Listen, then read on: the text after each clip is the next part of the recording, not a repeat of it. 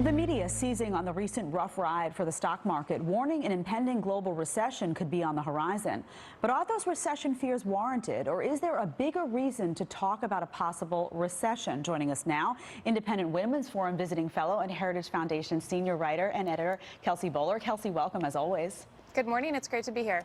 Thanks for being here. So what do you make of these numbers? A lot of people rush to blame President Trump for these numbers or to attribute it to an upcoming recession. What do you say? It's really immoral and anti-American, frankly, to be rooting for a recession.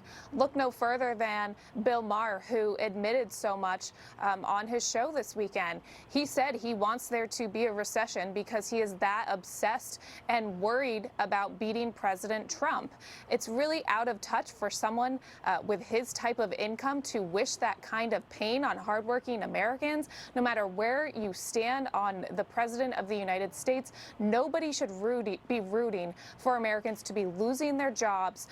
And really what it is a reflection of how much of a threat a good economy is to them. Trump's economy, when unemployment is so low, payroll is rising, and consumer spending, at least, is still strong. Well, President Trump wasted no time commenting on the media's reaction to this and their recession rhetoric. This is from Thursday. This is his tweet. The fake news media is doing everything they can to crash the economy because they think that will be bad for me in my reelection.